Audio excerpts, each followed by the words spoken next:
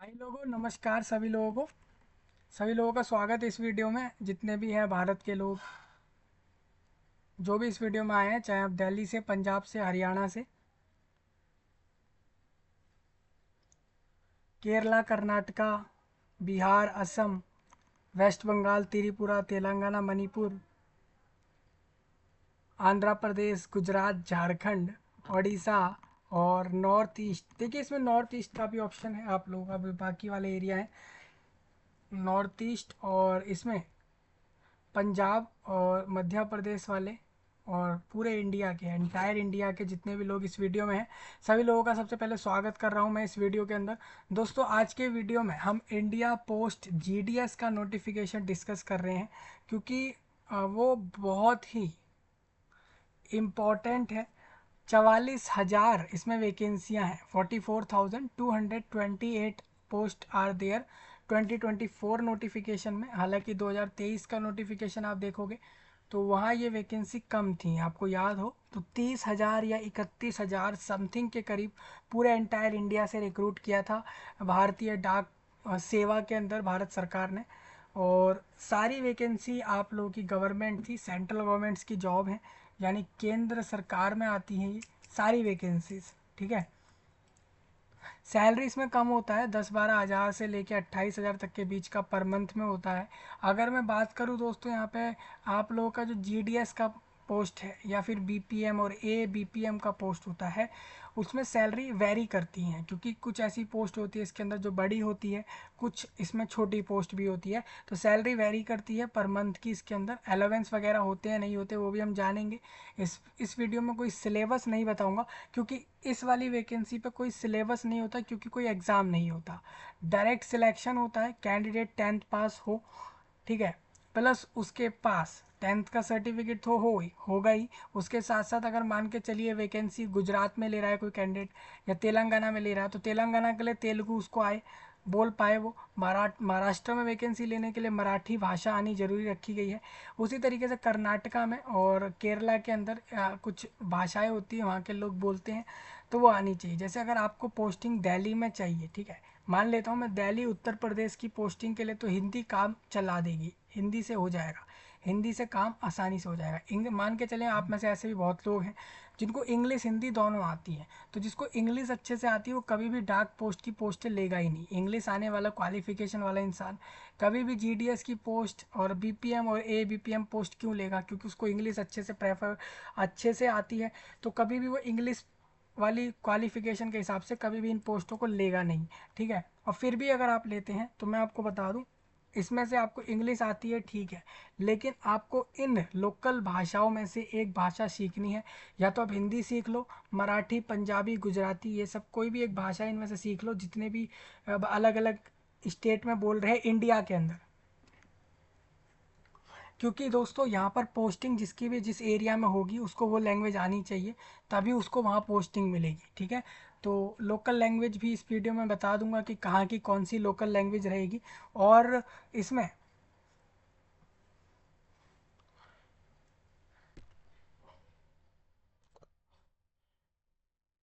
आपका पूरा जीडीएस का नोटिफिकेशन जो इस बार का आया है वो पूरा डिस्कस होगा। जीडीएस इसलिए बोल रहा हूँ, इसके अंदर एक ग्रामीण डाक सेवक का पोस्ट होता है, बीपीएम और एबीपीएम का पोस्ट होता है, और ये 3 से 4 पोस्ट इसके अंदर निकलती हैं हर साल। और देखो दोस्तों, इसमें 2024 में भी जुलाई और दिसंबर दो टाइम निकालती है वैकेंसी सरकार। इसी तरीके से 2023 में भी जुलाई और दिसंबर दो टाइम निकाली थी यही सेम वैकेंसीज। ठीक है। वैकेंसीज 44,000 होती हैं, इस साल 44,000 है। अगर आप 2023 के जुलाई को देखते हो तो वहाँ पर ये वैकेंसी 30,000 थी, यानी आपके लिए 13,000 से ज़्यादा वैकेंसीज गवर्नमेंट ने इसमें इंक्रीज़ करी है, सेंट्रल गवर्नमेंट ने। तो मैं आपके लिए पूरा नोटिफिकेशन डिस्कस करूंगा इस वीडियो के अंदर। India post GDS notification, qualification, salary, form की डेट, फॉर्म की फ़ीस, और इसमें कोई एग्ज़ाम नहीं है, सिलेक्शन प्रोसेस सिंपल होता है। आपका स्क्रूटाइनी हो जाता है फॉर्म का, फिर उसके बाद डॉक्यूमेंट वेरिफिकेशन करके आपको ये वैकेंसी मिल जाती है। हो सकता है 3-4 सवाल कोई पूछे वगैरह, तो पूछ लिए जाएंगे। इंटरव्यू टाइप इसमें शायद कुछ है नहीं, सीधा लोगों को रिक्रूट करते हैं 10th पास वालों को। सैलरी देते हैं 10 से 12 हज़ार पूरे महीने में। आपको 30 दिन काम करना है इधर जाके, जो भी आपका रहेगा। 30 दिन में से कुछ छुट्टियां होती हैं, संडे का शायद ऑफ रहता है, तो इस तरीके का सीन रहेगा। मतलब आप मान के चलिए महीने में आपके 4 से 5 दिन हॉलीडेज हो जाते हैं संडे के कारण। हो सकता है कोई नेशनल फेस्टिवल हो गए, पूरे देश में बनाए जा रहे फेस्टिवल, तो छुट्टी मिल गई, ठीक है, ऐसा हो सकता है। मतलब मैं बात करूँ तो पूरे 30 दिन में से आप मान के चलिए 24 दिन से 25 दिन तक का वर्क है। बाकी के जो आपके 5 से 6 दिन होते हैं वहाँ हॉलीडे रहेगा। 4 डेज संडे के हटा लेना इसमें से, और 2-1 दिन और हटा लेना, तो बाकी दिन का सारा काम होता है इसके अंदर। पोस्ट इसमें बहुत अच्छी तो आप नहीं मान सकते इसको, क्योंकि सैलरी उतना नहीं दे रहे हैं लोग, तो काम तो आपसे बराबर ही कराएंगे, वही 7 घंटे 8 घंटे 4-5 घंटे रहेगा वही सी, ठीक है। इसमें क्या है ना दोस्तों, यहाँ पर जो आपका सैलरी है उसको TRCA के एक टर्म से डिफाइंड किया है, वो इस वीडियो में हम समझेंगे। इंडिया पोस्ट GDS का नोटिफिकेशन डिस्कस होगा इस वीडियो में। अप्लाई लिंक प्रोवाइड कर दिया है।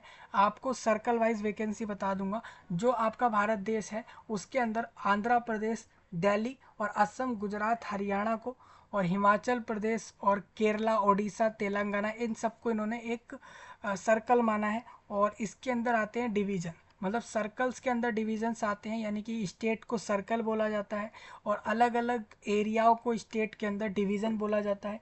और उन डिवीज़न में लोकेटेड ऑफिस को पोस्ट ऑफिस कहा जाता है इंडियन पोस्ट ऑफिस की लैंग्वेज में, ठीक है।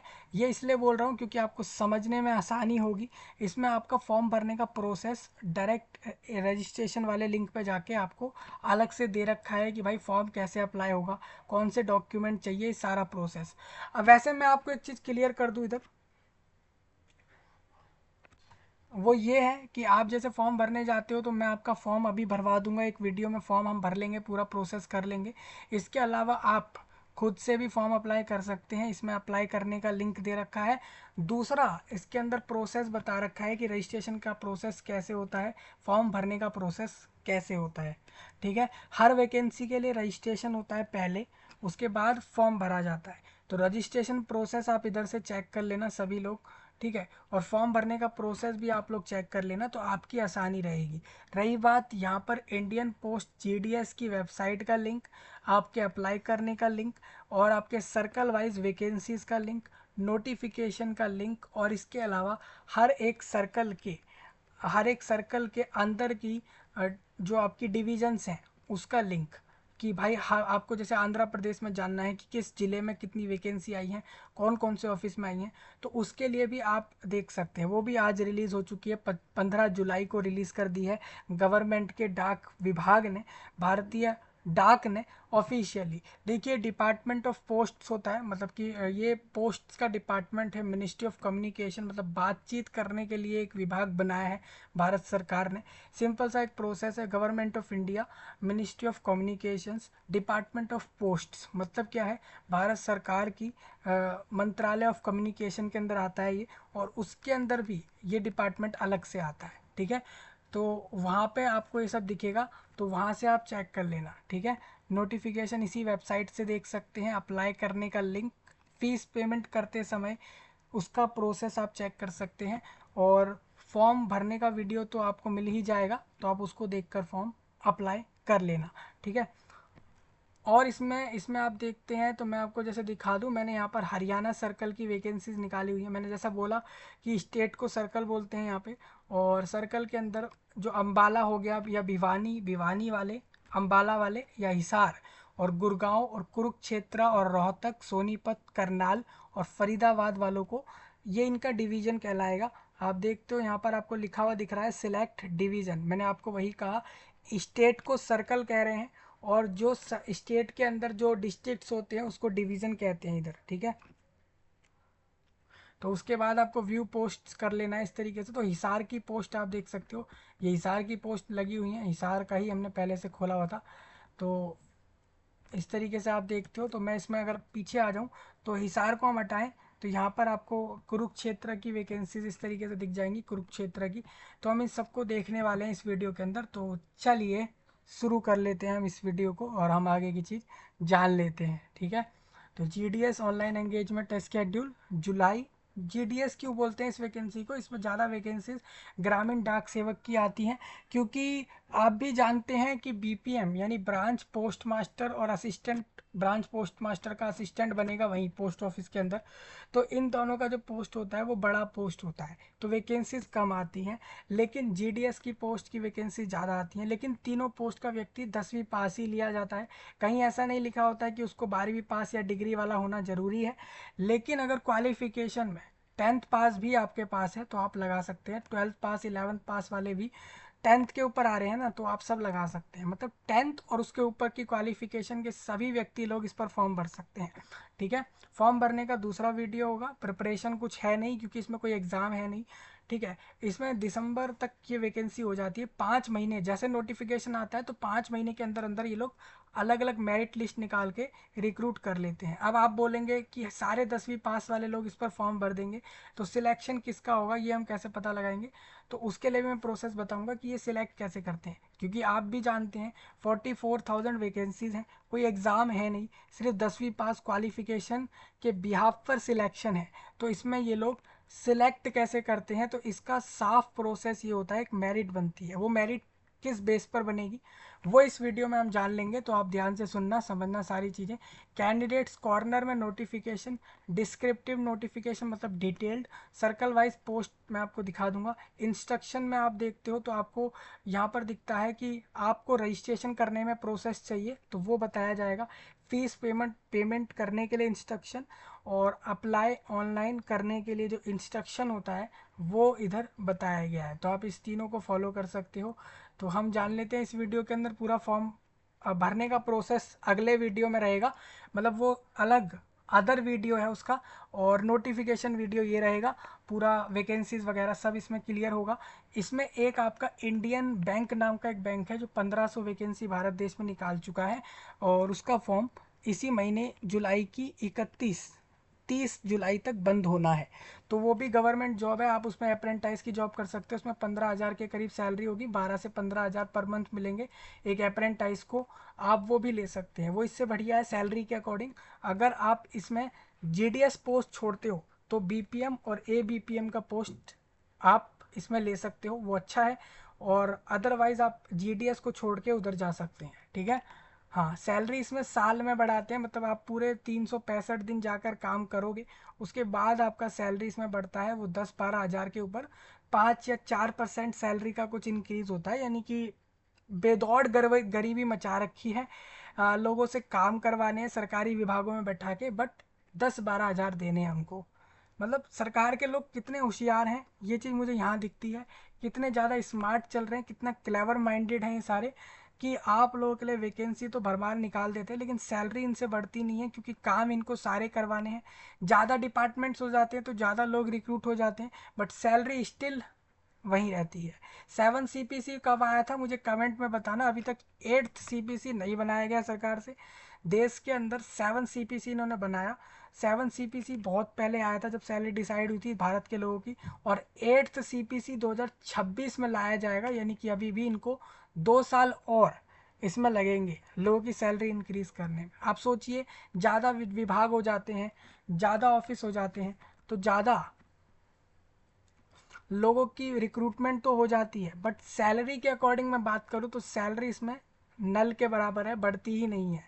जैसे कि GDS की, BPM की और ABPM की सैलरी स्टिल वही है। क्या इस नोटिफिकेशन में बढ़ी हुई दिखाई है, वो भी हम देख लेंगे, ठीक है। अब सेकेंडरी पॉइंट इसके अंदर एक और रहेगा आप लोगों का, जैसे कि इंडियन बैंक वाला तो मैंने आपको बता दिया। GDS वैकेंसी हम यहाँ डिस्कस कर लेते हैं, फॉर्म भरने का नेक्स्ट वीडियो होगा। CGL और MTS की प्रिपरेशन इसी चैनल पे होगी, तो आप सब्सक्राइब कर लो अगर आपने नहीं किया है तो, क्योंकि प्रिपरेशन हम यहीं करा रहे हैं उन एग्ज़ाम्स की, वो मिस मत करो, ठीक है। हम CGL के प्रीवियस ईयर क्वेश्चंस को लेंगे क्योंकि वो इम्पोर्टेंट होते हैं, और इस साल SSC ने जो एग्ज़ाम कराए उसके क्वेश्चंस लिए जाएंगे वीडियोस के अंदर। इसके अलावा यहाँ पर कुछ रेफरेंस बुक से भी एडवांस क्वेश्चंस पिकअप होंगे जो कि वीडियोस में मेंशन होंगे, जिससे कि तैयारी एक अच्छी खासी हो। सीजीएल वालों को सैलरी मिल रही है 70 80 90 हज़ार की, डाक सेवकों को 10 हज़ार मिल रही है। ठीक है, हालांकि पोस्ट का नाम है ग्रामीण डाक सेवक, पता है इन्होंने ऐसा नाम क्यों रखा होगा, जिससे कि कल को कोई ये कहे सैलरी क्यों नहीं बढ़ा रहे, तो ये कह दें कि आप तो ग्रामीण डाक सेवक हो। समझ रहे हैं क्या माइंड लगा है।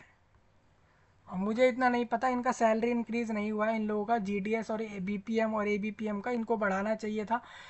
चलिए हम नोटिफिकेशन डिस्कस कर लेते हैं। Indian post GDS online .gov.in। अगर मोदी 3.0 के सब लोग सुन रहे हैं इधर मुझे वीडियो में, तो सैलरी इंक्रीज़ करो लोगों की। यहाँ पर बहुत कम सैलरी दे रहे हो आप लोग इन लोगों को।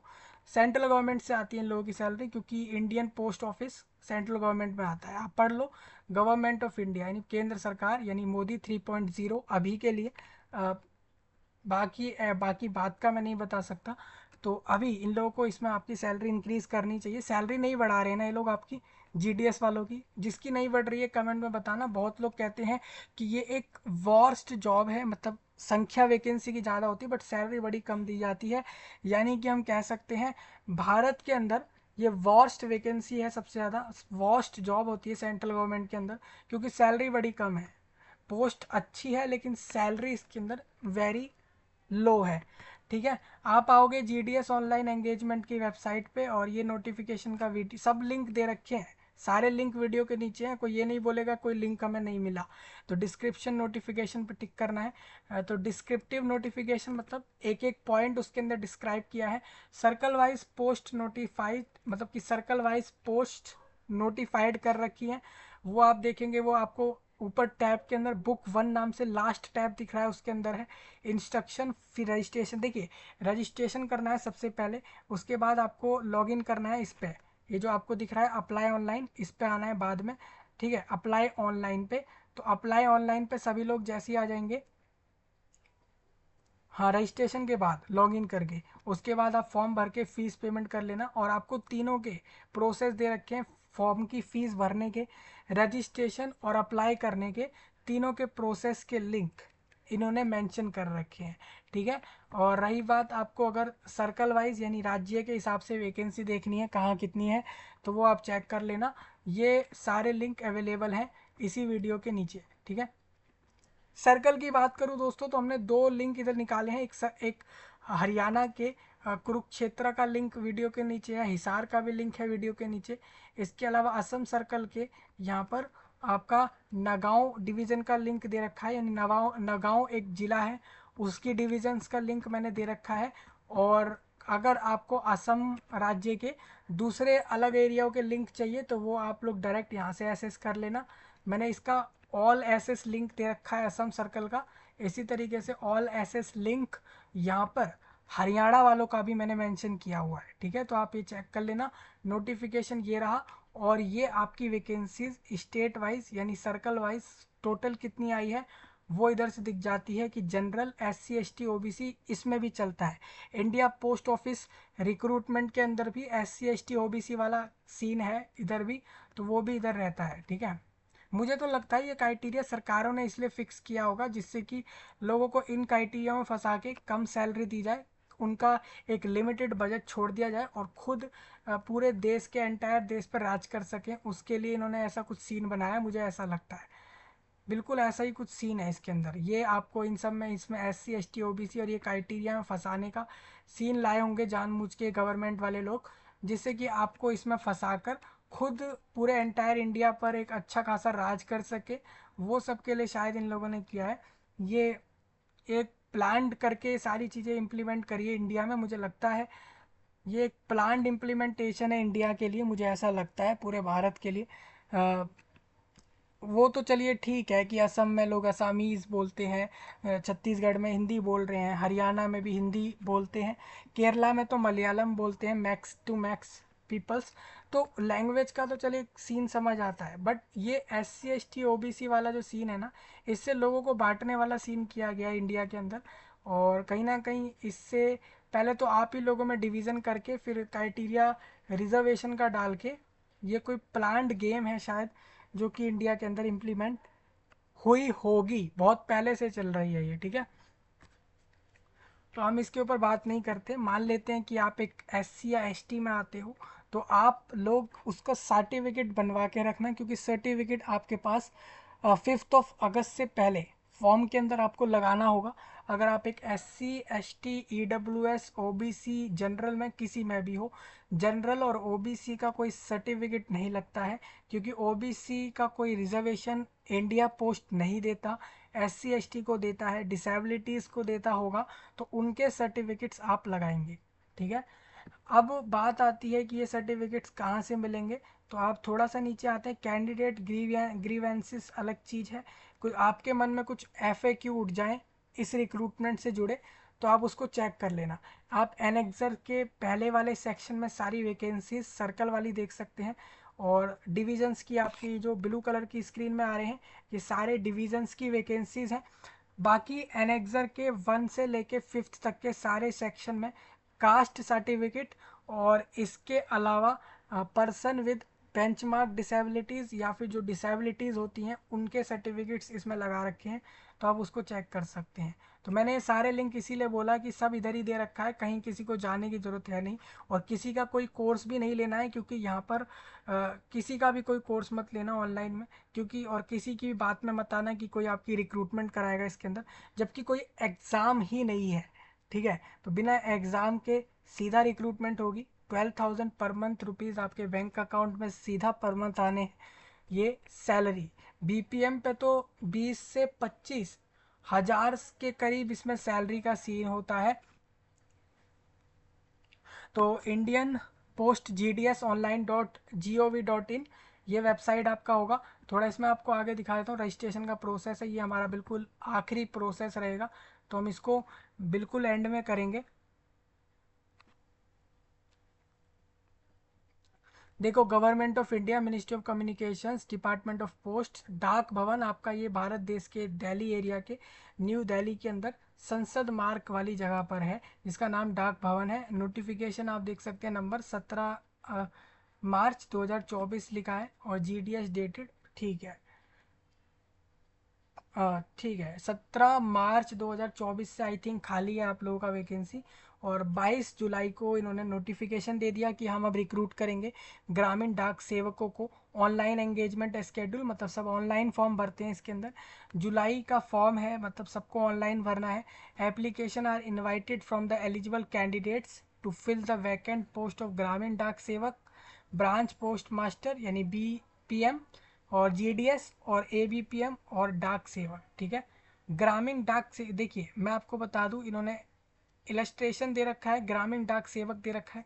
तो ग्रामीण डाक सेवक आप सभी लोग होते हैं। अच्छा, ये आज पॉइंट मेरे को क्लियर हुआ है इसके अंदर, कि जो आपका GDS है, GDS देखिए ग्रामीण डाक सेवक के अंदर ही आता है, branch post master, assistant branch post master और डाक सेवक, ठीक है। तो ये 3 पोस्ट इसके अंदर निकलते हैं, तीनों GDS में आते हैं, in different office of the department of post. Post department के अलग अलग ऑफिस, मतलब भारत पूरे देश की बात कर रहा हूँ दोस्तों। आपका इंडिया लगभग 30 लाख किलोमीटर जितना बड़ा देश है। It's not a small deal, it's a very big deal. 30 lakh kilometre का पूरा एंटायर इंडिया कंट्री है। 30 लाख किलोमीटर जितना बड़ा ये देश है आपका भारत। उसके अंदर इसमें आपके जितने भी डिपार्टमेंट ऑफ पोस्ट के ऑफिस खुले हुए हैं, डिफरेंट ऑफिस, उन सब में वैकेंसी है ब्रांच पोस्ट मास्टर की, असिस्टेंट ब्रांच पोस्ट मास्टर और डाक सेवक। ये 3 पोस्ट है। मैं आपको वैकेंट पोस्ट का एक्चुअल में सर्कल वाइज वैकेंसी हमने अलग से मेंशन किया है, वो दिखा दूंगा। अप्लाई करने के लिए ये वाले लिंक पर सभी लोग चले जाना, यहाँ से अप्लाई हो जाएगा। Registration, online form, edit, correction window. तो कैंडिडेट को ज़रूरत है रजिस्ट्रेशन करने के लिए सबसे पहले उसको मोबाइल नंबर और मेल आईडी से,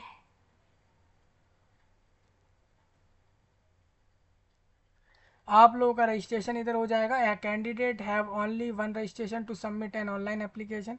filling up duplicate multiple registration application are not allowed, and filling up to duplicate और multiple application would invite cancellation of all the application filled by the candidate.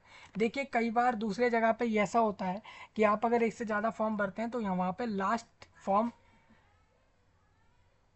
Last भरा हुआ form accept कर लिया जाता है vacancies के अंदर दूसरी वैकेंसीज में। यहाँ पर क्या करते हैं इंडियन पोस्ट ऑफिस में, ऐसा करते हैं कि जितने मर्जी फॉर्म भर दो आपने, अगर तो वो सारे कैंसिल कर देंगे। अगर सिर्फ एक फॉर्म भरेगा एक कैंडिडेट तो वो एक्सेप्ट हो जाता है। तो the applicants are not required to attach any document with the application form. कोई डॉक्यूमेंट यहाँ नहीं लगाना है। They will have to upload their recent photograph और सिग्नेचर इन द पोर्टल।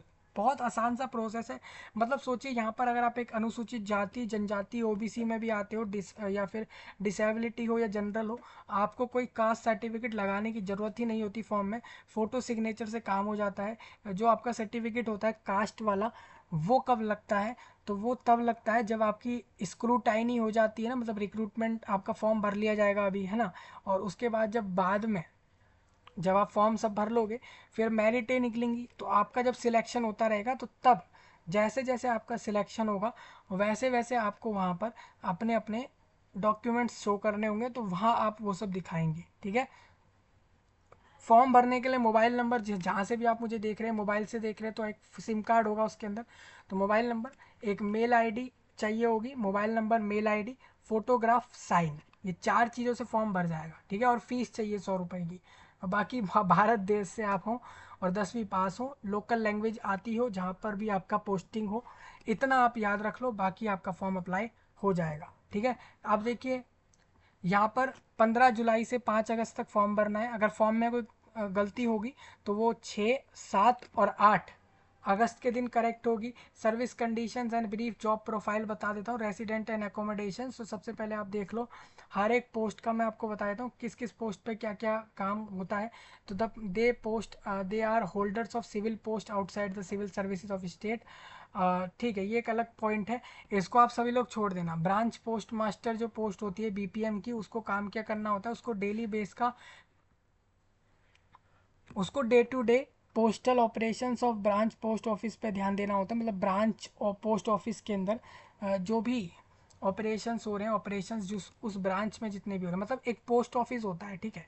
अब आपके एरिया का जो पोस्ट ऑफिस होगा उसको कहेंगे आप आपके एरिया की ब्रांच। तो आपकी ब्रांच पोस्ट ऑफिस होती है, आपके एरिया की जो ब्रांच है पोस्ट ऑफिस की, उस उस पोस्ट ऑफिस के अंदर जितने भी ऑपरेशंस हो रहे हैं डे बाय डे में, डेली बेस में जो भी कुछ हो रहा है उस पोस्ट ऑफिस में, वो सब इस पोस्ट को संभालना होता है, ब्रांच पोस्ट मास्टर को, बीपीएम को। And India post payment bank, यानी कि इंडिया पोस्ट पेमेंट्स बैंक है एक, IPPB, in the manner as ascribed by the department from time to time. अगर कोई भी नई चीज़ कर रहा है, इंडिया पोस्ट पेमेंट बैंक कुछ भी नई चीज़ बता रहा है इंडियन पोस्ट ऑफिस के लिए, कोई भी नया अपडेट या नई चीज़ कर रहा है, तो उस पर भी आपको नज़र बनानी है। मार्केटिंग करनी होती है, प्रमोशंस करना होता है प्रोडक्ट्स के।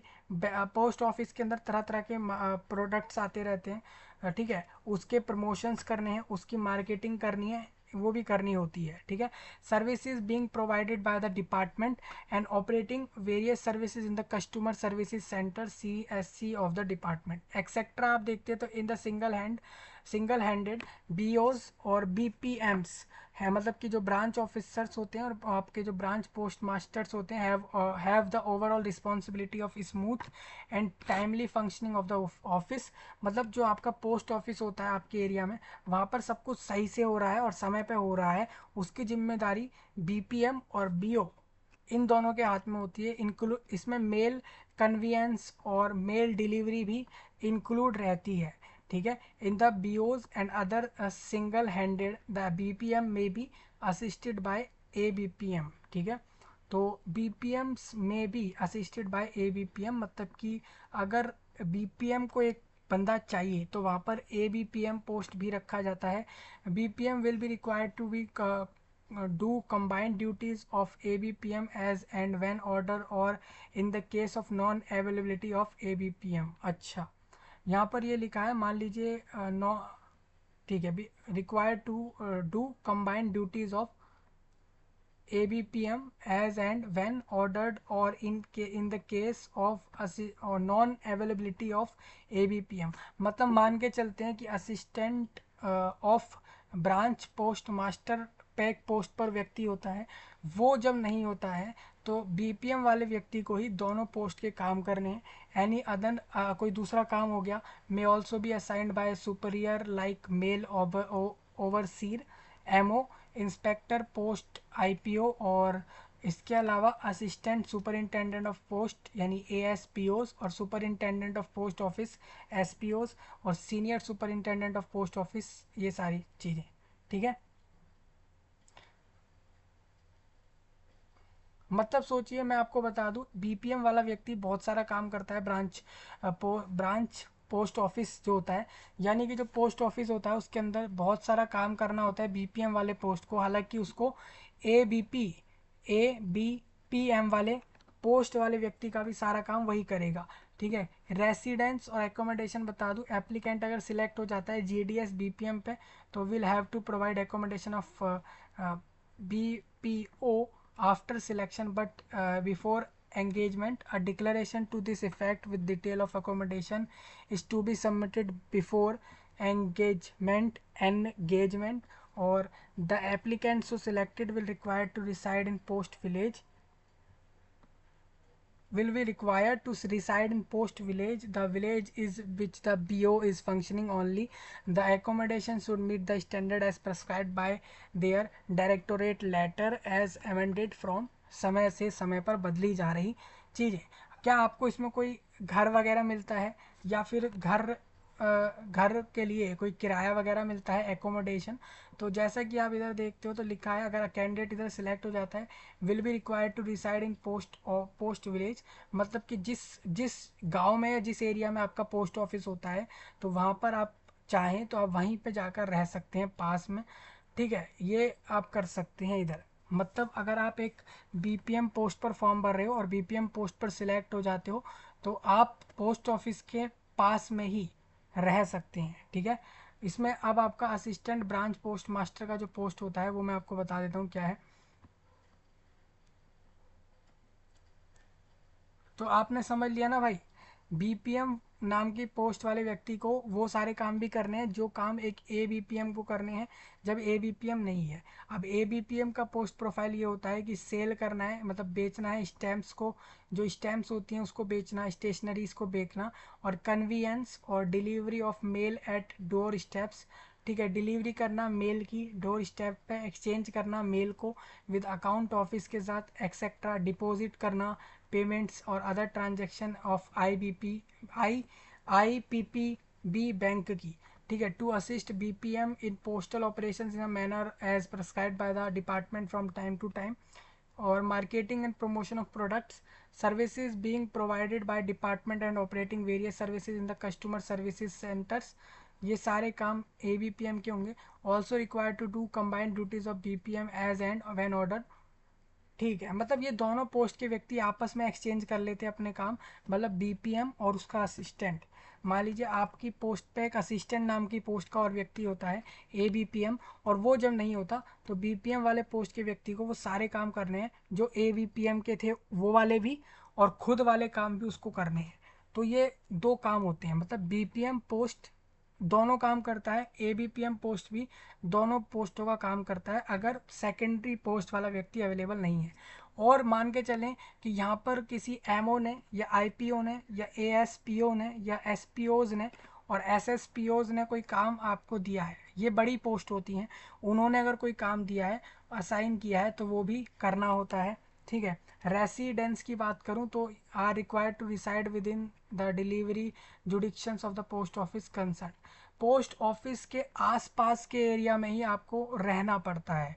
एबीपीएम को ज़रूरी होता है कि वो रिक्वायर है कि वो वहीं रहे, पोस्ट ऑफिस के आसपास रहेगा, उसके जुडिक्शंस में ही रहेगा, within the delivery jurisdictions. अच्छा, इसमें ये लिखा है within the delivery jurisdictions of the post office concern. ठीक है, तो दोनों ही पोस्ट वाले व्यक्तियों को पोस्ट ऑफिस के आसपास ही रहना होता है, ये भी कंडीशन इसके अंदर होती है। डाक सेवक तीसरा पोस्ट है। डाक सेवक का काम होता है will be engage in departmental offices, line sub post offices, head post offices और offices of railway, mail services etcetera.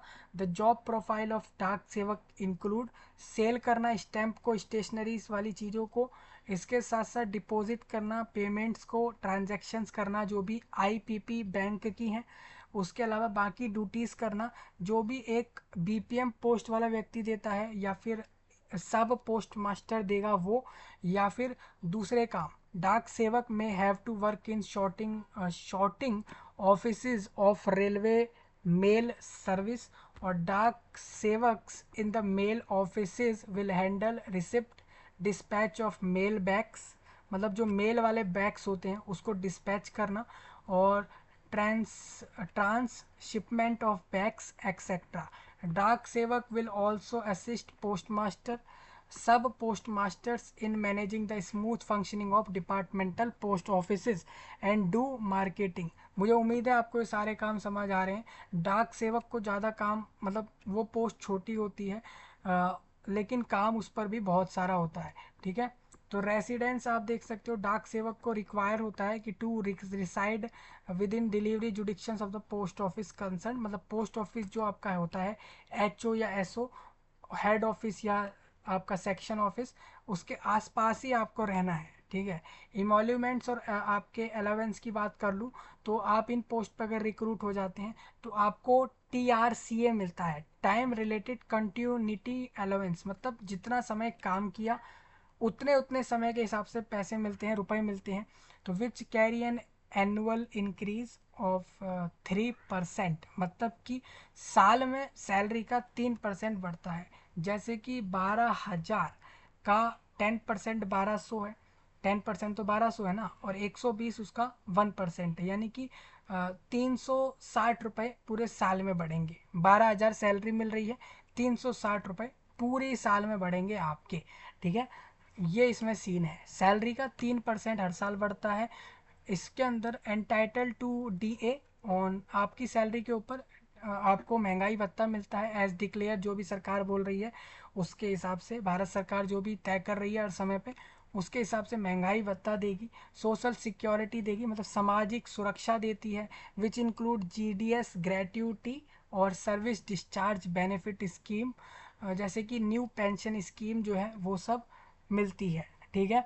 The initial engagement of GDS is made in the following basic TRCA। तो अगर आप BPM post पर recruit हुए तो आपको 29,000 तक की सैलरी मिलेगी। ABPM और डाक सेवक को 24,000 तक की सैलरी है। अगर मैं मिनिमम की बात कर लूँ तो BPM को आराम से 15 से 20,000 रुपये पर मंथ सैलरी और कुछ 2-3 हज़ार का एलोवेंस हो सकता है मिल जाए। सिक्योरिटी बेनिफिट को लेकर, पेंशन से जुड़े हुए अलावेंस, महंगाई भत्ता जैसी चीज़ें ये सब मिला लेते हैं तो BPM को 15 से 20,000 रुपये पर मंथ शुरू में ही मिलने लग जाएंगे। हो सकता है 2-4 हज़ार रुपये बाकी अलावेंस के मिला के 23-24 हज़ार रुपये शुरू में उसको मिल जाए। ABPM और डाक सेवक को वही उस कम होंगे इससे, यानी कि 15 से 19,000 के बीच पर मंथ मिलते हैं।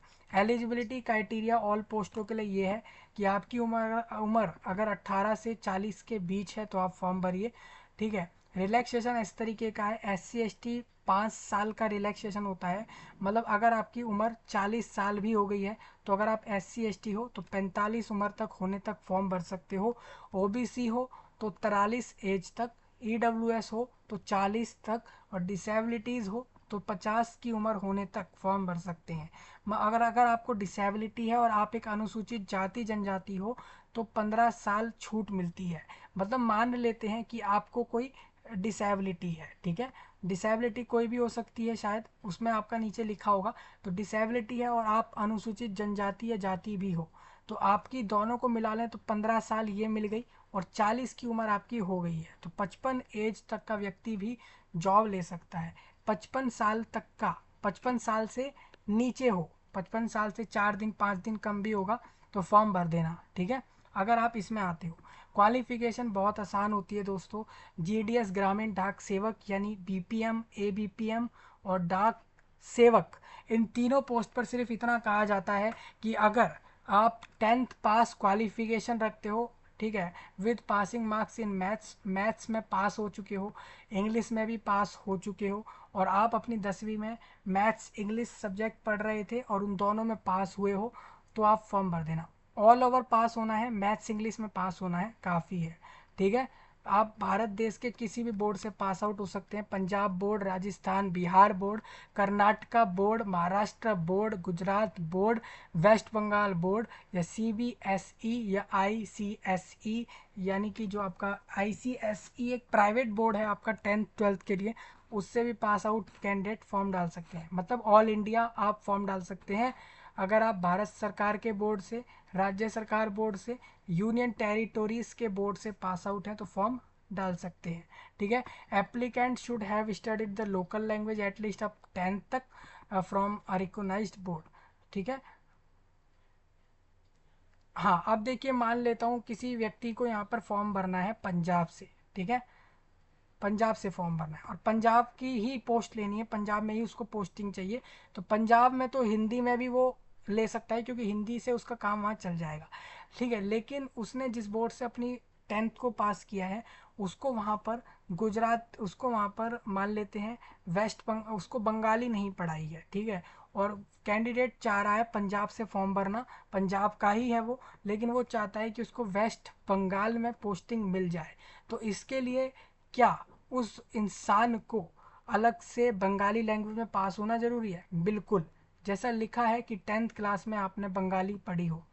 बंगाली क्यों बोला मैंने? क्योंकि मान लेते हैं आप वेस्ट बंगाल में पोस्टिंग ले रहे हो तो बंगाली लैंग्वेज नहीं आती तो वहाँ काम कैसे करोगे? सब लोग बंगाली में बोलेंगे और आपको समझ नहीं आएगा, और जब समझ ही नहीं आएगा तो काम कैसे होगा? इसीलिए लोकल लैंग्वेज की क्वालिफिकेशन ली जा रही है यहाँ पे हर लोगों से। ठीक है। भले ही आप इंडिया के कहीं से भी हो, अगर आपने 10th में अपनी उस लैंग्वेज को पढ़ा है, उस भाषा को पढ़ा है जिस भाषा का लोग, जिस भाषा को चाहिए जहाँ आप पोस्टिंग ले रहे हैं, तो आपको आनी चाहिए। ठीक है। Special provision for engage in the state of Arunachal Pradesh. Arunachal Pradesh की सरकार ने डिक्लेयर किया था कि 23 ट्राइबल लैंग्वेजेस और dialect spoken in the state as third language. तो वाइड देयर नोटिफिकेशन, तो department has made special provision for engagement of GDS। Arunachal Pradesh के लिए will be applicable for 5 year from. ठीक है। तो अरुणाचल प्रदेश, सॉरी आंध्र प्रदेश बोल दिया क्या, अरुणाचल प्रदेश जो भारत देश के अरुणाचल प्रदेश राज्य की वैकेंसी ले रहे हैं तो उनके लिए कुछ अलग से कुछ क्राइटेरिया है, वो आप यहाँ से पढ़ सकते हैं जो इधर लिखा है। ठीक है। हाँ ठीक है। यहाँ पर ना आप लोगों का एक प्रोविज़न डिसाइड किया था वहाँ पे एक नोट 2023 के अंदर 1 अक्टूबर को एक चीज़ डिसाइड करी गई थी वहाँ पे, और 9 फरवरी 2024 के दिन अरुणाचल प्रदेश राज्य में एक कोई पॉइंट डिक्लेयर हुआ है वहाँ पे, और कोई नोटिस लाया गया था, लैंग्वेज से जुड़े हुए कुछ क्राइटेरिया डिस्कस हुए हैं वहाँ पे। तो उस चक्कर से इन्होंने ये कहा है कि यही अगले 5 साल तक आप सबके लिए सेम रूल चलेगा। ठीक है। तो अरुणाचल प्रदेश वालों को ये वाला नोटिफिकेशन देखना चाहिए, उसका पूरा सीरियल दे रखा है, उसमें रीड कर लो। वो आपके ऊपर क्राइटेरिया लगेगा लैंग्वेज के लिए। कैंडिडेट अप्लाइंग फॉर, बाकी ये सारे पॉइंट आप रीड कर लेना जो भी आपके लिखे हुए हैं, मैं इसको डिस्कस नहीं कर रहा हूँ। ठीक है। यही वाले पॉइंट है जो अरुणाचल प्रदेश वालों का है, वो यही लिखा है। ठीक है।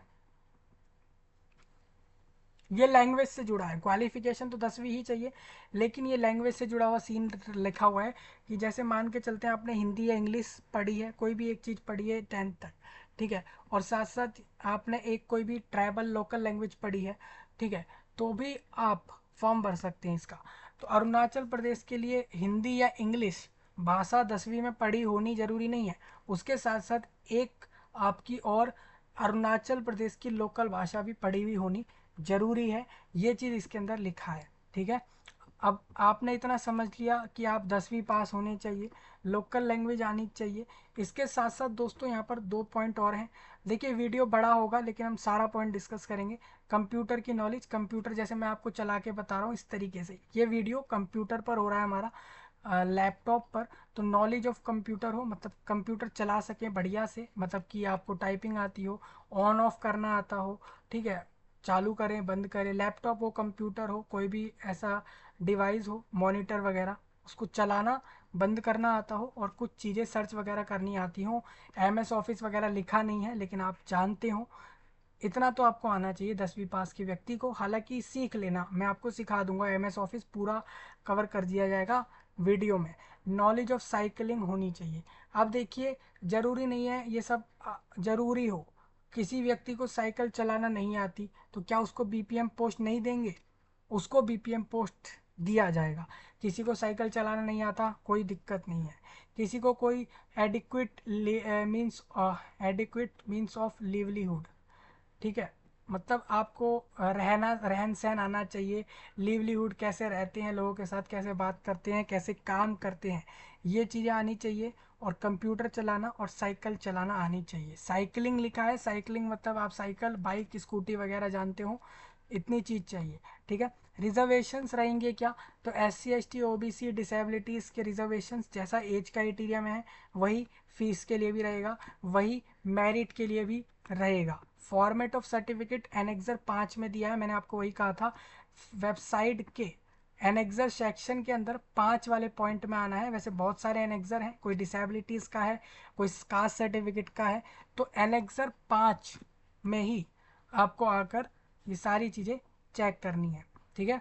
तो बाकी ये सारे पॉइंट इम्पॉर्टेंट हैं, हालांकि मैं इसको डिस्कस नहीं करूँगा, मैं नेक्स्ट चलूँगा सिंपल अब देखिए, इतना याद रखिएगा कि जितने भी आप BPM ABPM और डाक सेवक पोस्ट के लिए फॉर्म भर रहे हो, और अगर आपकी डिसेबिलिटी है कि आपको कम दिख रहा है, आप डीफ हो या सुनने में ज़्यादा प्रॉब्लम होने वाली सीन है, तो आप फॉर्म भर सकते हो। अब इधर जितनी भी डिसेबिलिटीज़ लिखी हैं, इसके अलावा अगर आपकी कोई डिसेबिलिटी है तो आपको फॉर्म नहीं भरना है। ठीक है। हाउ टू अप्लाई, देखिए लिखा भी है, category of disability suitable for, इन सारी पोस्टों के लिए तो यही रहेंगी, ये 4 डिसेबिलिटीज़ A से D तक को छोड़कर। ठीक है। किसी को मल्टीपल डिसेबिलिटीज़ है फ्रॉम इन सबको एक्सेप्ट डीफ एंड ब्लाइंडनेस को छोड़कर, अगर आपको इन चारों को छोड़कर बाकी एक से ज़्यादा डिसेबिलिटीज़ हैं तो आप फॉर्म भर सकते हैं, उसका पॉइंट इधर लिखा है। ठीक है। अब हाउ टू अप्लाई बड़ा सिंपल है, उसका वीडियो आपके लिए रहेगा, चेक करना। सिलेक्शन क्राइटेरिया बहुत सिंपल है, यहाँ पर शॉर्ट लिस्टिंग होती है आपकी basis of a system generated merit list. एक सिस्टम यानी ऑनलाइन एक कंप्यूटर आपकी मेरिट लिस्ट बनाएगा। मेरिट लिस्ट प्रिपेयर होगी on the basis of marks obtained, conversion of grades, points two marks and explained इन सब पैराज। 3 और 3 से 12 तक के पॉइंट में इन्होंने सिलेक्शन प्रोसेस बताया हुआ है। ठीक है। एक्यूरेसी ऑफ 4 डेसिमल, तो कैंडिडेट का सिलेक्शन होगा उसके 10वीं के नंबर के बिहाफ पर, उसके जो भी मार्क्स या ग्रेड आए हैं उसके हिसाब से उसका सिलेक्शन होगा। ठीक है। देखिए चौथा पॉइंट ये है, मान लीजिए आपको आपकी 10th क्लास के अंदर एक्चुअल मार्क्स नहीं मिले, परसेंटेज नहीं मिला, आपको मिला है A1 A2 B2 C3 C1, ऐसा ग्रेड मिला है। A1 को 10 मानिए, A2 को 9 मानिए, ग्रेड में आ गए। अब ग्रेड पॉइंट को मल्टीप्लिकेशन फैक्टर दे रखा है, अगर आपका ग्रेड 10 है मतलब 9.5 मल्टीप्लिकेशन फैक्टर आपका रहेगा। ठीक है। ये मार्क्स कैलकुलेट करके उसको परसेंटेज में कन्वर्ट जरूर करना। ठीक है। Communication of selection and process of physical verification of document. अब मेरिट लिस्ट सिस्टम तैयार करेगा, मतलब कि इंडियन पोस्ट ऑफिस का कंप्यूटर जनरेटेड सिस्टम रेडी करेगा कि कौन सिलेक्ट हुआ है। तो वो सिस्टम कैसे आपको सिलेक्ट करेगा मैं आपको बताता हूँ। वो लोग सिलेक्ट ऐसे करेंगे, आप सभी लोग अपने फॉर्म भर के डाल दोगे। ठीक है। जिन जिन के ज़्यादा नंबर होंगे, आप में से 44,000 ऐसे लोग जिनके मार्क्स 10th क्लास में ज़्यादा हैं, उनका सिलेक्शन होगा। मतलब कहने का मतलब ये है, अगर इस वैकेंसी पे 80 और 85 या 90% वाले व्यक्तियों ने 10वीं वालों ने फॉर्म भर दिया, तो मान लीजिए कि 60 50 और 40 और 70% वाले परसेंट लाने व्यक्ति जो 10वीं के हैं भारत से, वो सारे इससे बाहर हो जाएंगे, क्योंकि इसके अंदर साफ ये है कि 44,000 लोगों को जॉब देनी है, मार्क्स से सिलेक्ट करना है। तो सिंपल सी बात है, जो व्यक्ति 80% 90% लाएगा वो इधर सिलेक्ट हो जाएगा। यानी कि कहने का मतलब है, जो प्राइवेट कॉलेजेस मेरिट से सिलेक्ट करते हैं लोगों को, या महंगे कॉलेज या सरकारी के सरकार में रेप्यूटेड कॉलेज, वो जैसे लोगों को सिलेक्ट करते हैं, वैसा क्राइटेरिया इन्होंने कहीं ना कहीं बनाया हुआ है। कह रहे हैं मार्क्स से सिलेक्ट करेंगे, कंप्यूटर सिस्टम जनरेटेड आपके लिए लिस्ट रेडी करेगा, और सिस्टम जनरेटेड लिस्ट के अंदर आप भी जानते हैं सिस्टम देखेगा कि भाई इस व्यक्ति का ये नाम है, इसके मार्क्स इतने आए हैं, इसके मार्क्स ज़्यादा हैं, इसको सिलेक्ट कर लो। वो जब मार्क्स से सिलेक्ट करना है तो 90% वाले को पहले लेगा, 80% वाले के चांस कम होंगे। सिंपल है। और कई लोग यूट्यूब पर, अलग सोशल मीडिया प्लेटफॉर्म पर, इंस्टाग्राम पर, फेसबुक पर, व्हाट्सएप पर और अन्य प्लेटफॉर्म्स पर जाकर ये कह रहे हैं जबकि उन ये चीज़ गलत है। ये लोग मेरिट से ना लें, बल्कि अगर एक सिंगल वे एग्ज़ाम भी करा लें कम नंबरों का, कुछ लिमिटेड इंग्लिश, जनरल इंग्लिश और कुछ दूसरे सेक्शन दे के, तो भी अच्छा है। क्योंकि ये लोगों के साथ गलत है और उनका कहना सही भी है। पता है क्यों? क्योंकि ये लोग सबसे 100 रुपये लेंगे, ठीक है। 44,000 वैकेंसी है, इसका मतलब आराम से 4-5 लाख लोग तो फॉर्म भर ही देंगे, क्योंकि 44,000 लोगों को जॉब मिल रही है, यानी कि आराम से 4 से 5 लाख लोग फॉर्म भर देंगे। 100-100 रुपये हर किसी से चार्ज हो जाएगा। मान लेते हैं 5 लाख लोगों में अगर ऐसे लोग भी निकल जाते जिनकी फॉर्म की फ़ीस नहीं लग रही है, SC ST की फ़ीस नहीं लग रही, महिलाओं की फ़ीस नहीं लग रही, तो 5 लाख में से अगर 1 लाख ऐसे लोग हैं जिनकी फ़ीस लग ही नहीं रही, ठीक है, तो 4 लाख लोगों ने तो फिर भी 100-100 रुपये दिए, लेकिन उनमें से सिर्फ 44,000 लोगों को वैकेंसी मिलेगी। तो बाकी के 3.5 लाख लोग गए कहाँ गए? कहीं नहीं गए, घर बैठेंगे। 3,50,000 लोग घर बैठ जाएंगे, क्योंकि उनका वैकेंसी उनको मिलेगा नहीं, क्योंकि वैकेंसी पहले ही कम है ना। और इन 3,50,000 लोगों के बाहर होने का कारण साफ यही होगा, इनके नंबर 10th में कम थे, तो आप सिलेक्ट नहीं हुए।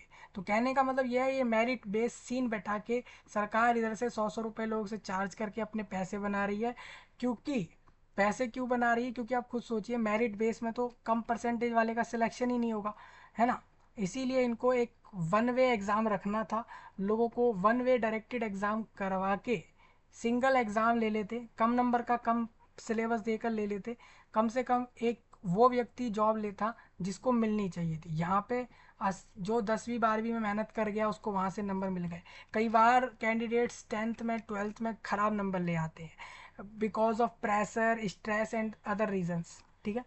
लेकिन आप अगर चाहते तो आप इधर एक एग्ज़ाम लेकर लोगों को सिलेक्ट कर सकते थे। आपने इतनी ज़्यादा वैकेंसियाँ निकाली हैं, आप इधर एक एग्ज़ाम लेकर लोगों को सिलेक्ट कर सकते थे, लेकिन आपने मेरिट बेस्ड सीन बैठाया लोगों के लिए।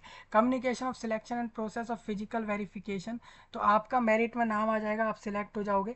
और जो भी व्यक्ति इधर से सिलेक्ट होगा मेरिट में, ठीक है, जब तक वैकेंसी पूरी भर ना लेंगे तब तक ये लोग 3-4 मेरिट निकालते रहते हैं। और आपका जैसे जैसे सिलेक्शन होता जाए, आप लोग डायरेक्ट फिजिकल वेरिफिकेशन के लिए पहुंचते जाएं, ठीक है। आप पहुंचिए खुद, फिजिकल वेरिफिकेशन मतलब खुद अपीयर होइए वहाँ पे जाके जहाँ बुलाया गया है, और अपने डॉक्यूमेंट्स लेकर पहुंचिए, ठीक है। आपको अपना marksheet, identity proof, caste certificate, ये सारे डॉक्यूमेंट्स ले जाने हैं, ठीक है।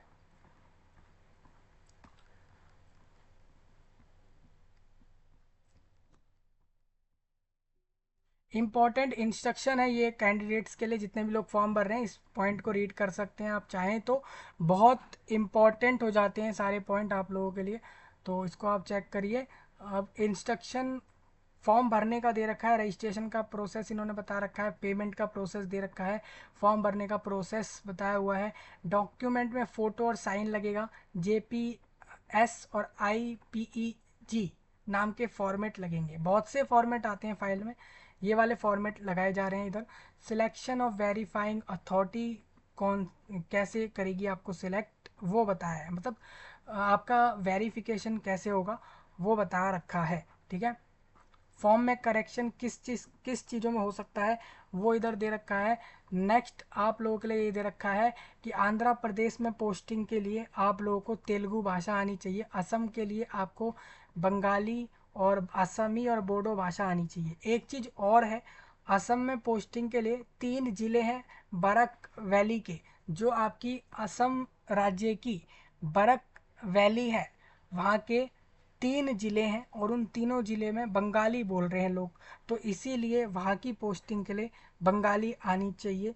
अगर आप बोडोलैंड टेरिटोरियल काउंसिल एरियाज़ में पहुँचोगे असम राज्य के, तो वहाँ बोडो भाषा आएगी, तो आपकी पोस्टिंग वहाँ हो जाएगी। कहने का मतलब ये है दोस्तों, दिल्ली के सभी लोगों को दिल्ली में पोस्टिंग चाहिए तो हिंदी से काम चल जाएगा। अगर दिल्ली में पोस्टिंग चाहिए दूसरे लोगों को, हरियाणा पंजाब वालों को, तो भी काम चल जाएगा। हिंदी वहाँ पे भी लोगों को चाहिए, यहाँ भी चाहिए, हरियाणा में भी हिंदी चाहिए, गुजरात में तो गुजराती मांगी जा रही है, जम्मू वालों के लिए उर्दू हिंदी दोनों से काम हो सकता है, कोई भी एक काम आपका प्रोसेस करवा देगा। अब महाराष्ट्र के लिए मराठी चाहिए, लेकिन गोवा वालों की पोस्टिंग के लिए कोंकणी और मराठी भाषा आनी चाहिए, कोई भी एक, ठीक है। कोंकणी से भी काम चल जाएगा, मराठी से गोवा में पोस्टिंग हो जाएगी, ठीक है। एंड लिखा है तो आप समझिए कि कोंकणी भी आती हो। ऐसा नहीं है कि हमने अलग से देखकर सीख ली। आपके 10th सर्टिफिकेट पे वो लोकल लैंग्वेज मेंशन होनी चाहिए कि वो पास करी है, ठीक है। अब कुछ कैंडिडेट मेरे को कमेंट करके बोलेंगे भाई हमने 10th में नहीं पढ़ी लोकल लैंग्वेज, तो आप ऐसे एरिया की फॉर्म भरिए जिस लोकल लैंग्वेज का एग्ज़ाम आपने दिया है। जैसे हिंदी इंग्लिश कॉमन है तो वो आप लगा सकते हैं। नॉर्थ ईस्ट में आप देखोगे तो मणिपुर में इंग्लिश से भी काम हो जाएगा, मणिपुरी भाषा से भी काम हो जाएगा, ठीक है। नॉर्थ ईस्ट के लिए अगर उड़ीसा, उड़ीसा में तो उड़िया चाहिए होगी, पंजाब वालों को पंजाबी, चंडीगढ़ में हिंदी से हो जाएगा, राजस्थान में हिंदी चाहिए। राजस्थान की लैंग्वेज राजस्थानी नहीं चाहिए यहाँ पोस्टिंग के लिए, क्योंकि मोस्टली हिंदी वाले लोग राजस्थानी समझ जाते हैं और बोल भी पाते हैं, ठीक है। तो उत्तर प्रदेश, उत्तराखंड, वेस्ट बंगाल की साइड की आप समझ लेना, ठीक है। तो ये मैंने आपको बता दिया। याद रखना जहाँ भी पोस्टिंग लोगे वहाँ की लोकल लैंग्वेज आनी चाहिए, नहीं तो वहाँ पोस्टिंग नहीं मिलेगी। समझ रहे हो? पोस्टिंग क्या, वैकेंसी ही नहीं मिलेगी। ये एक अंडरटेकिंग है कैंडिडेट्स के लिए रिगार्डिंग रिमूव्ड, डिसमिस्ड और compulsory retired as government servant. अगर आप पहले से ही गवर्नमेंट सर्वेंट हो और वहाँ से रिटायर्ड हो चुके हो तो आप इस फॉर्म को लगा सकते हैं, इस वाले इस आपके आपके एप्लीकेशन फॉर्म में। हालांकि वहाँ लगेगा नहीं ये सब, जहाँ मांगते हैं वहाँ इसको देना है। SC ST सर्टिफिकेट अगर फॉर्म में लिया जाए तो आपको वहाँ पर इसको ज़रूर मेंशन करना है, ठीक है। इनकम सर्टिफिकेट EWS वालों का लगता है, हालांकि EWS वालों का फीस तो रिलैक्स नहीं होता। EWS वालों को वैकेंसी में फिक्सिंग मिलती है कि आपकी वैकेंसी फिक्स होती है। जनरल EWS की वैकेंसी अलग अलग आती है पोस्ट ऑफिस में, हालांकि फॉर्म की फीस में एज क्राइटेरिया में EWS को छूट नहीं मिलती। EWS वो व्यक्ति होता है जो कि जनरल व्यक्ति ही है, लेकिन उसका फाइनेंशियल कंडीशन ऐसा है कि पर ईयर उसके घर परिवार में सब लोग मिलकर भी 6 लाख या 8 लाख से कम पर ईयर कमाते हैं, तो वो व्यक्ति EWS में आता है। उसके अलावा उसके पास लैंड भी कम होना चाहिए। वो कुछ क्राइटेरिया है, वो आप पढ़ लेना और तो आप EWS बनवा सकते हैं, ठीक है।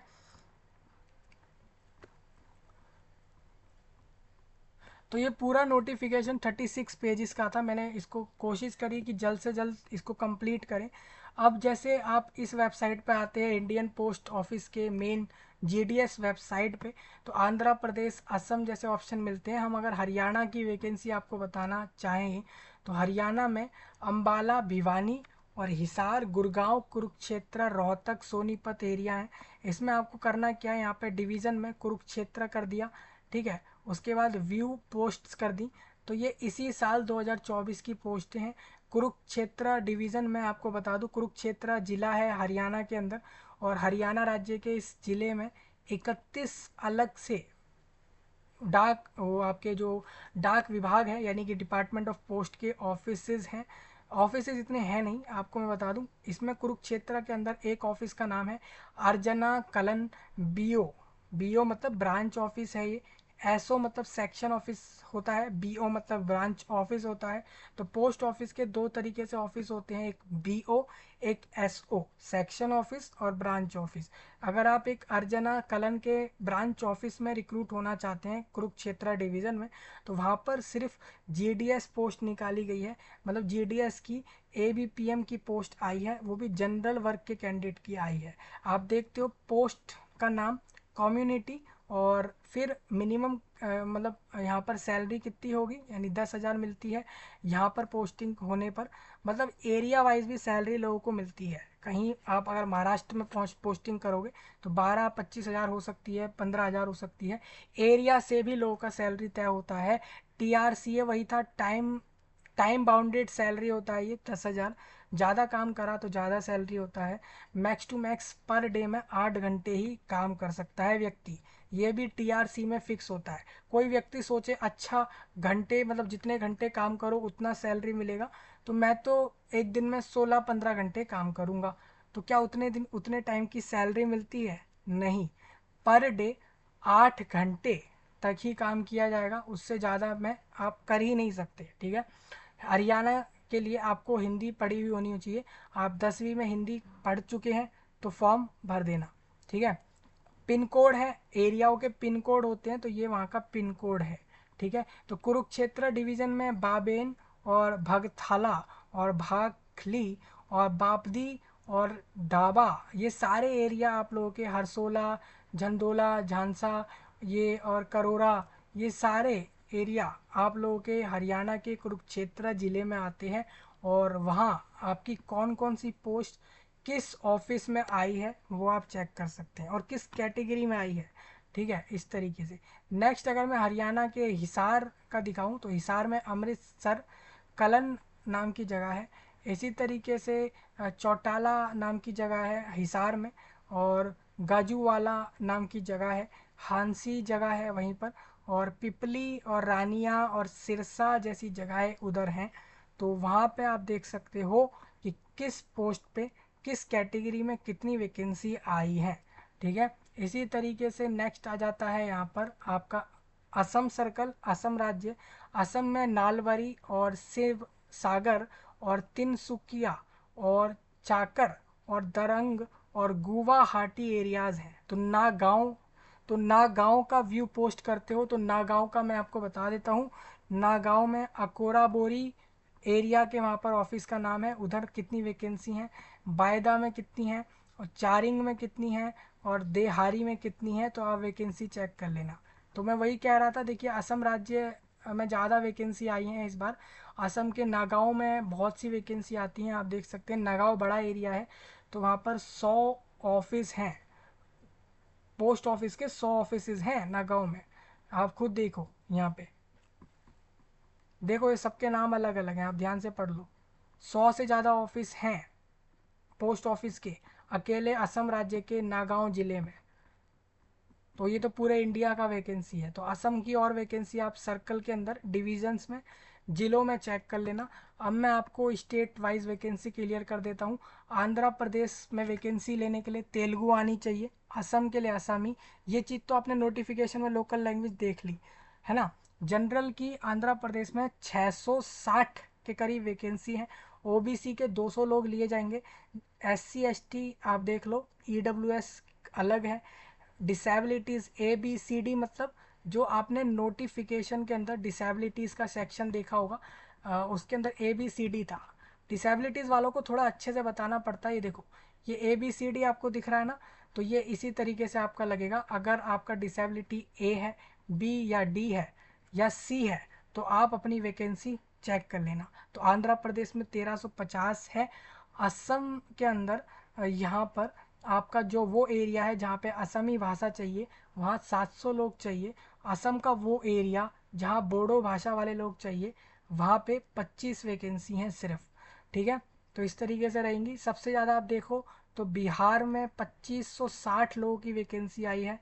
वहीं गुजरात में 2000 लोगों की ज़रूरत है। और वहीं केरला में 2400 वैकेंसीज़ हैं। तो कैटेगरी वाइज आप चेक करना। मैं आपको एक्चुअल में टोटल बताऊं तो सबसे ज़्यादा वैकेंसीज तमिलनाडु में आई हैं। तमिलनाडु में 3800 लोग चाहिए पोस्ट ऑफिस के अंदर। तमिलनाडु के अंदर 3800 से के लगभग लोग चाहिए पोस्ट ऑफिस के अंदर, जैसा वैकेंसीज बता रही हैं। तमिलनाडु के अलावा एक और एरिया है इधर उत्तर प्रदेश, क्योंकि उत्तर प्रदेश राज्य बड़ा है तो 4500 लोगों की ज़रूरत वहाँ पर भी रहेगी। तमिलनाडु राज्य भी बड़ा है, इस वजह से 4000 लोग आराम से वहाँ चाहिए। तो टोटल 44,228 लोग इधर रिक्रूट हो रहे हैं। आप सभी 50,000 के करीब लोगों को बधाई है इस वैकेंसी आने की खुशी में। एग्ज़ाम नहीं है, मेरे सभी 10वीं पास के लोगों दोस्तों कमेंट में बताओ ये वैकेंसी कैसी लगी है। आपके हिसाब से इसमें सैलरी बढ़ना चाहिए कि नहीं, क्योंकि पोस्ट ऑफिस वाले बहुत ज़्यादा काम करते हैं, जैसा मुझे पता है सैलरी कम है। अप्लाई करने के लिए यहाँ आना है, ठीक है, रजिस्ट्रेशन पे टिक करना है। यहाँ से अपना नंबर, मेल आईडी, अपना नाम, father name, date of birth, ये सारा कुछ भर के जमा करके अप्लाई कर लेना। पूरा नोटिफिकेशन अप्लाई करने का प्रोसेस, वैकेंसीज और हर एक पॉइंट क्लियर हुआ है तो सब्सक्राइब करो, लाइक करो, शेयर करो, कमेंट में नए टॉपिक बताओ और अपने नाम को बताकर जाना कमेंट के अंदर। मिलूँगा जल्द ही नए टॉपिकों के साथ, तब तक के लिए हर व्यक्ति का धन्यवाद।